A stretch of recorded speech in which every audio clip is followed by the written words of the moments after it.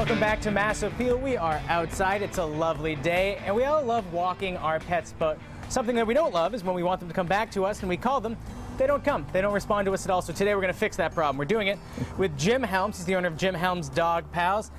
That's very difficult for people because recently we uncovered how to walk them properly on a leash, but now it's kind of the opposite side of that. When we're done, how do we get them to get back to us? The biggest single problem most people make, the biggest problem most people make is in terms of mistake is you overuse your dog's name and they overuse the word come with your dog.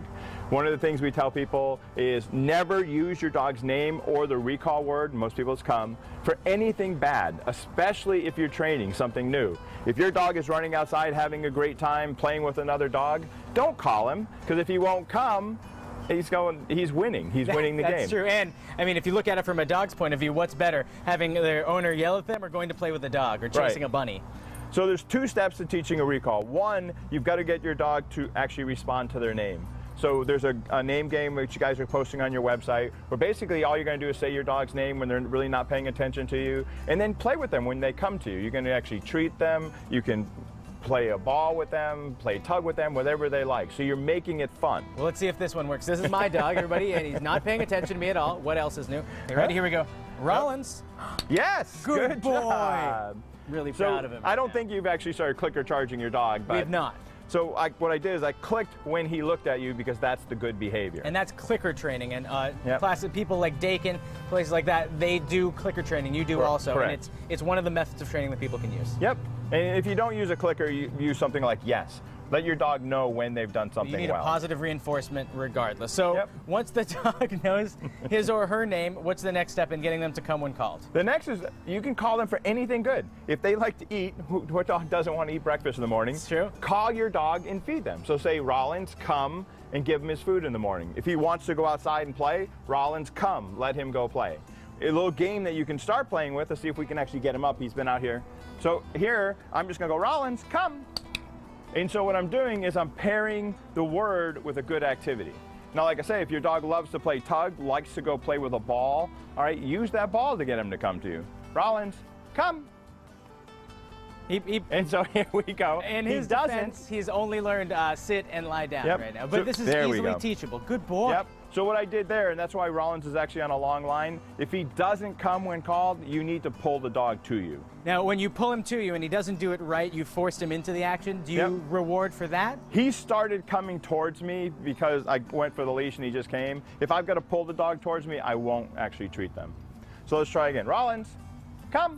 Good boy. Good boy. All right. All right. Very proud of you. The next part of this is you can't end the fun. So don't call your dog and all the fun's done, like dog parks. People go to a dog park, they call their dog, they put him on a leash, they bring him to a car. If you're gonna play the recalls, let him go play after you're done. So come, let him go play. And I think that's the same logic that applies when you take your dog to go out to the bathroom. When he finally goes to the bathroom, if you just take him in, that's not really rewarding the dog for good behavior, which is going to the bathroom outside. And a lot of times it'll take them longer to go to the bathroom. Oh, really? Yeah, it's true. Yeah, I'm going to let this ride as long as I can.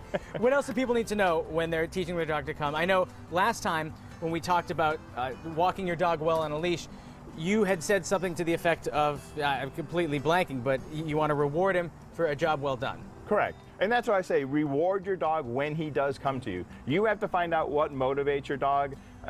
In most cases, you go to a training class, everybody talks about food.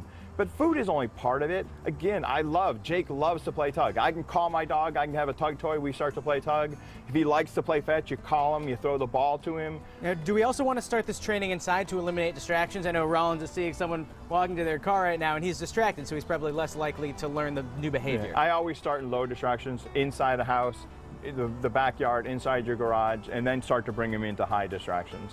So always keep it easy to start with. You graduate to. Yeah.